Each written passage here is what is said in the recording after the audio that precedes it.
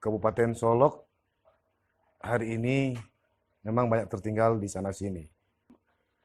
Beliau membangun daerah ini memang membutuhkan orang-orang yang sesuai dengan kemampuan. Sesuai dengan kemampuan, sesuai dengan kapasitas masing-masing. Itu tidak mungkin bisa dipaksakan.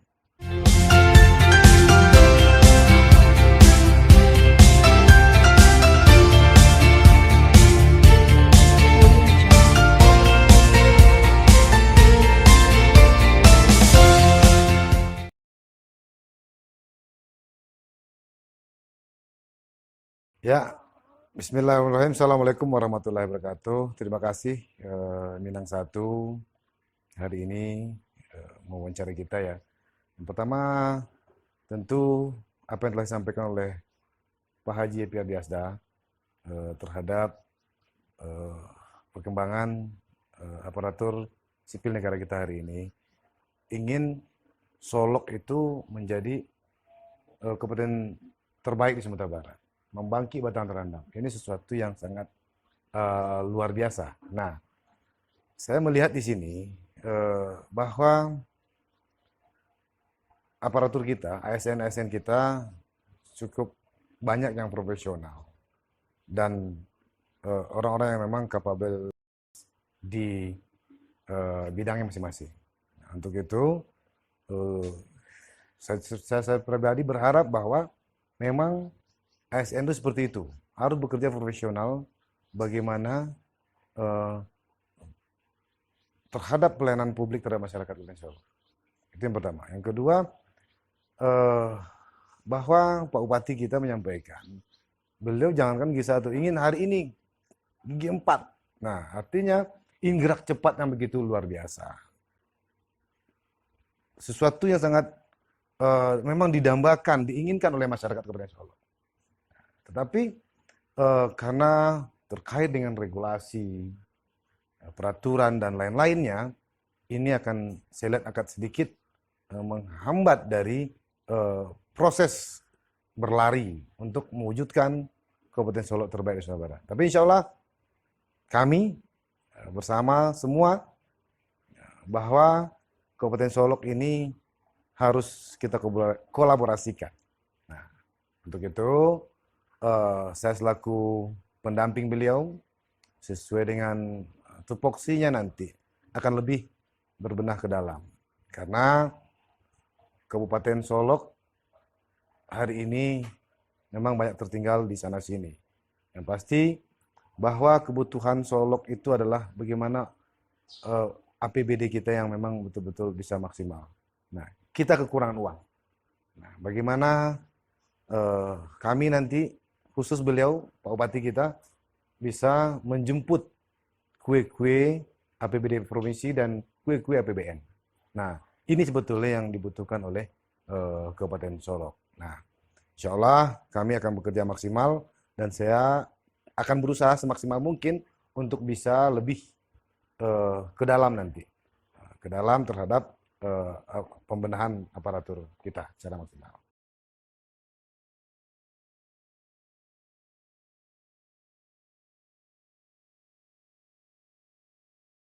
Ya, terima kasih. Yang pertama memang itu bagian dari PMEO sebetulnya. Sekali ya gadang, sekali tapian berubah, itu hal yang wajar. Tetapi dalam pemerintahan hari ini, pemerintahan kabinet yang akan dibentuk oleh Pak Epy Ardiasda nanti, bersama saya tentu, bahwa beliau membangun daerah ini memang membutuhkan orang-orang yang sesuai dengan kemampuan. Sesuai dengan kemampuan, sesuai dengan kapasitas masing-masing. Itu tidak mungkin bisa dipaksakan. Karena terakhir mengenai integritas mereka terhadap bagaimana pemerintahan Asda Pandu ke depan memang sesuai dengan visi dan misi kita. Nah, saya berharap bahwa di Solok ini, di Kabupaten Solok, kita punya birokrat-birokrat yang handal. Kita mempunyai aparatur-aparatur yang memang membidangi masing-masing. Nah, untuk itu dengan situasi hari ini, saya berharap kepada seluruh aparatur kita yang ada, eselon 2, 3, 4. Ini mari kita bekerja profesional. Profesional bagaimana untuk mewujudkan Kabupaten Solok ke depan. Nah, dengan situasi itu sebetulnya pasca pilkada, bahwa pilkada itu telah usai tanggal 9 Desember. Proses sudah dilalui. Dan proses MK pun telah selesai. Nah, artinya dengan situasi itu, kita harus secara bersama membangun daerah ini. Kita harus mengkolaborasikan semua. Tetapi nanti tetap bahwa koordinasinya adalah dengan Bupati Solok, yaitu Pak Epi Ardiasda. Bahwa ASN ini memang dituntut profesional dia. Profesional dan memang dituntut integritasnya. Jadi jangan ragu dan takut bagi para ASN, tunjukkan kemampuan kita, tunjukkan kapabilitas kita bahwa memang kita mampu dan siap bekerja untuk Kabupaten Solok yang sama-sama kita cintai ini.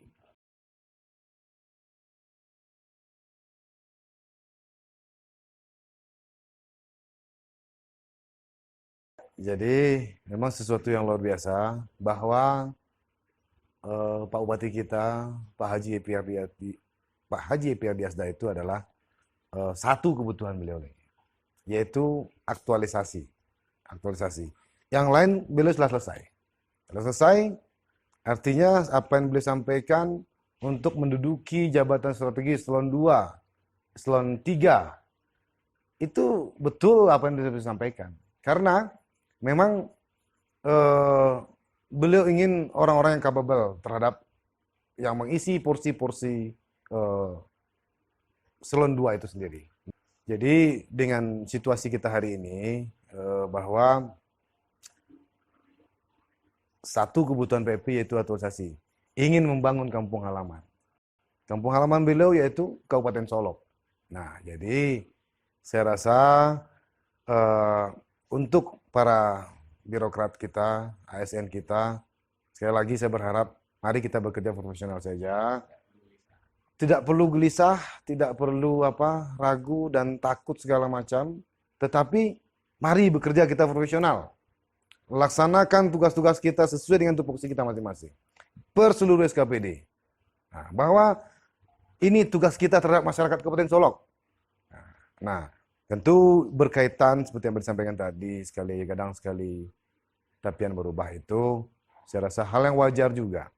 Tetapi sebagai garisan, bahwa Pak Epi Ardiasda orangnya sangat telaten dan beliau sangat serius mengurus daerah dan beliau ingin memang orang yang ngurus nanti adalah orang-orang yang tepat.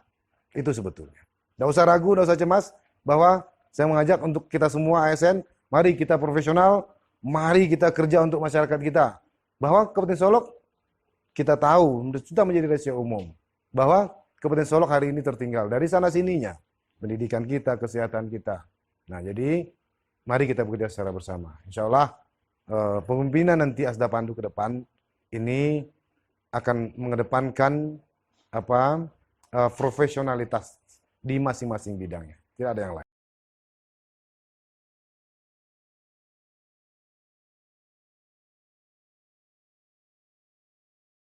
Nah, jadi berkaitan dengan itu bahwa penempatan aturan hari ini bahwa memang kita berdasarkan KSN tidak boleh dalam pasca 6 bulan ini tidak boleh langsung mengganti secara total semuanya. Tapi saya berharap bahwa SKPD yang ada hari ini mari kita bekerja bersama. Nah, secara tupoksi saya akan benahi ke dalam. Saya coba akan benahi ke dalam mengkomunikasikan sesuai dengan arahan dan petunjuk Pak Bupati tentunya. Nah, karena apa? Karena segala sesuatu itu adalah memang yang kita lakukan adalah berdasarkan arahan dan petunjuk Pak Bupati tentunya. Nah, jadi sekali lagi kita akan coba membenahi bagaimana bekerja maksimal. Kita lihat secara aturan atau regulasi yang ada. Bagaimana persiapan-persiapan. Yang pasti tentu setelah dilantik nanti, tentu yang penting pertama itu adalah RPJMD. Nah, bagaimana target RPJMD ini sampai oleh kita. Yang paling krusial hari ini, bahwa Pak Bupati juga menyampaikan, bahwa kita harus beli eskavator. Nah, sedikit saya melihat, dengan statement beliau menyampaikan bahwa kepala daerah baru, beliau tidak ingin dibelikan kendaraan baru. Yang jelas, udah pasti kita udah saving uang rakyat kurang lebih 1,5 miliar dengan membeli kendaraan baru. Nah, untuk itu, mungkin itu bisa kita gunakan untuk mencapai target RPJMD yang pertama. Yang jelas sudah dapat satu eskavator bagi kita. Nah, tinggal kita carikan nanti dari posisi-posisi mana lagi untuk mencapai target RPJMD kita itu sendiri.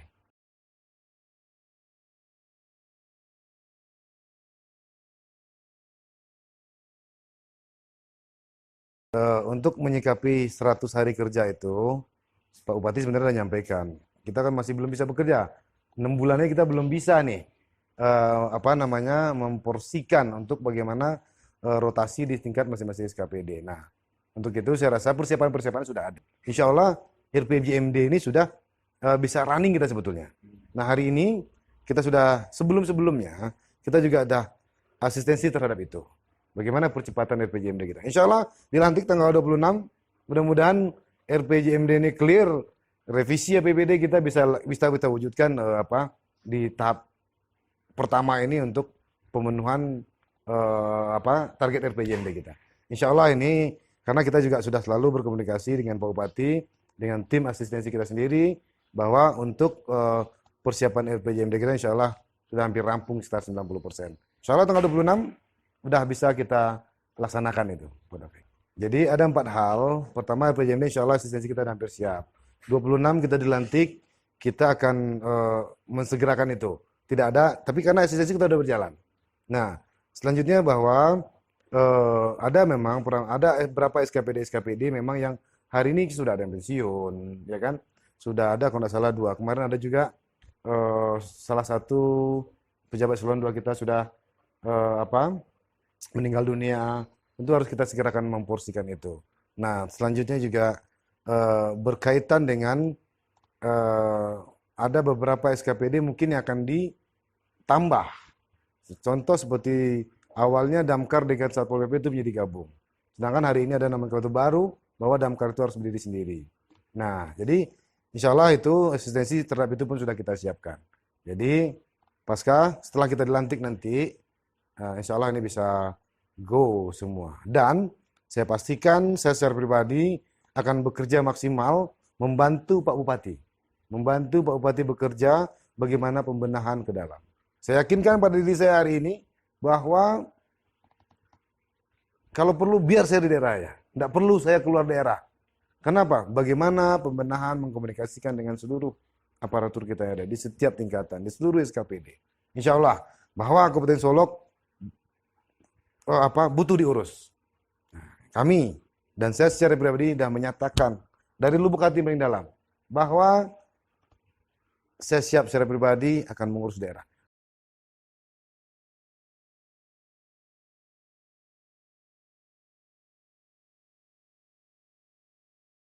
Pertama, target kita sangat besar, ya, menjadikan Kabupaten Solok terbaik di Sumatera Barat. Satu sisi kita hari ini juga masih pandemi COVID-19, dan hari ini masih di tahun 2021 ini refocusing terhadap APBD kita itu cukup besar, 8%. Nah, jadi memang butuh kerja keras kita untuk itu hari ini, untuk mencapai target-target itu. Bagaimana pendidikan kita, bagaimana kesehatan masyarakat kita, bagaimana pemulihan ekonomi masyarakat kita. Jadi dengan kerja keras, dengan semangat, dengan seluruh tim ya SKPD ini bahu-membahu bekerja, kita akan selesaikan satu persatu persoalan itu. Nah, bahwa hari ini kita di penghujung RPJP, nah, artinya jangka panjang kita udah di ujung hari ini. Dan memang harus kita selesaikan secara keseluruhan. Bahwa di penghujung RPJP ini, target-target itu harus kita selesaikan. Nah, untuk itu, dengan target-target ini, ya kembali butuh kerja ekstra kita. Butuh kerja keras kita. Jadi, saya yakin dan percaya dengan komitmen Pak Bupati kita, dengan keinginan beliau, memang pengabdian beliau yang saya lihat hari ini luar biasa untuk Solok. Beliau ingin ngabdi, beliau ingin bangun kampung halaman dan Kabupaten Solok tentunya. Ya, semoga ini bisa tujuh, dan saya akan membantu beliau untuk mewujudkan itu. Yang paling rasional. Nggak mungkin hari 2021 harus selesai semua, tidak seperti itu. Karena kita juga masih pandemi tadi. Nah, insya Allah kami akan bekerja maksimal untuk masyarakat Kabupaten Solok. Saya secara pribadi akan bantu beliau dengan tupoksi bahwa pembenahan ke struktur ke dalam siap. Kami akan mengkomunikasikan dengan seluruh stakeholder kita yang ada di Kabupaten Solok.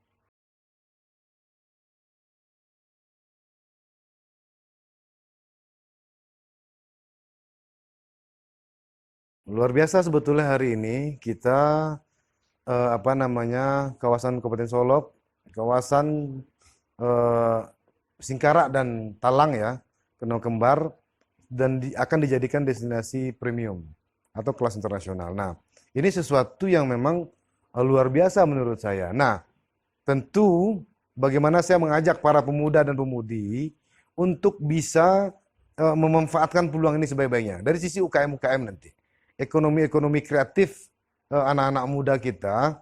Nah, disinilah celah dan peluang besar bagi kita anak-anak muda milenium Kabupaten Solok untuk berkarya. Ekonomi kreatif, pariwisata bergerak, dan bagaimana orang datang ke Solok itu bukan hanya sekedar pergi pulang. Kita siapkan khas-khas makanan kita ataupun kesenian-kesenian kita. Nah, ini sesuatu yang luar biasa, dan Pak Epi pun bilang kemarin kalau memang jadikan kawasan, beliau tidak ingin di utara malah. Mungkin dianggap kampung beliau. Tapi malah beliau ingin di daerah kawasan. Danau Kembar beliau bilang. Karena pemandangannya bagus, danaunya luar biasa, udaranya sejuk. Nah, beliau tidak ingin egosentral. Kenapa? Karena beliau nggak ingin juga bawa ke utara gitu. Malah yang paling tepat Danau Kembar, kawasan Danau Kembar. Nah, insya Allah ke depan kami akan menggunakan seluruh akses-akses itu. Bagaimana kita menjemput bola-bola APBN. Insya Allah beliau punya akses yang luar biasa. Kemarin kita ketemu, datang Komisi 4 DPR RI ya.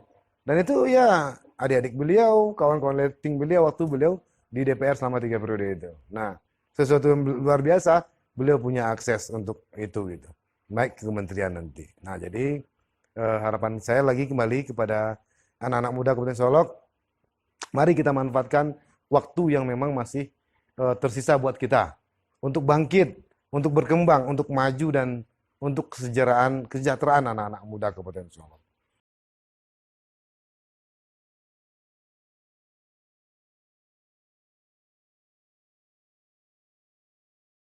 Ini sebetulnya kajian yang paling penting ya, bahwa Asda Pandu hadir di Kabupaten Solok adalah didukung oleh dua partai politik, yaitu Gerindra dan PAN.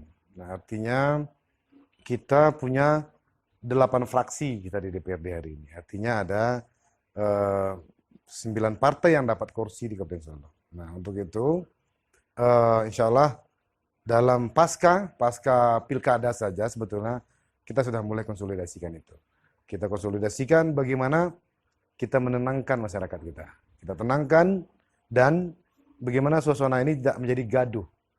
Karena pilkada selesai, masyarakat kita harus kembali beraktivitas dengan kegiatan mereka keseharian. Termasuk kita partai politik juga pun seperti itu. Nah, kembali bahwa Gerindra, saya secara pribadi disampaikan oleh Dewan Pimpinan Pusat. Kemarin kita hadir, Pak Sekjen juga di Solok, memerintahkan untuk bagaimana bekerja aksi nyata ke tengah masyarakat. Lakukan tugas-tugas kita sebagai kedewanan. Nah, insya Allah selaku pimpinan DPC, Ketua DPC Partai Gerindra Kabupaten Solok, kami dengan seluruh pimpinan partai politik di Kabupaten Solok akan terus berkomunikasi. Insya Allah komunikasi itu akan terbangun baik. Saya mengajak seluruh masyarakat Kabupaten Solok, tetap kita menjadi orang yang produktif, walaupun nanti kontraproduktif terjadi, tapi ini adalah tugas kita secara bersama. Nah, di masa pandemi kita memang sulit semuanya, masyarakat sulit, pemerintah sulit, tetapi butuh kerjasama kita semua, butuh dukungan dari seluruh masyarakat Kabupaten Solok, bahwa di situasi sulit, di masa pandemi ini. Nah, tentu ini tugas kita secara bersama. Sekali lagi, pertama, kita memasuki bulan Ramadan, bahwa di Ramadan kali ini semoga puasa kita lebih bermakna dan bisa lebih mendekatkan ketakwaan kita kepada Allah tentunya. Selamat menjalankan ibadah puasa 1442 Hijriah. Semoga nanti kita bisa kembali ke fitrah kita masing-masing. Sekali lagi, saya John Firman Pandu, Wakil Bupati Solok terpilih. Mohon maaf lahir dan batin. Terima kasih banyak. Assalamualaikum warahmatullahi wabarakatuh.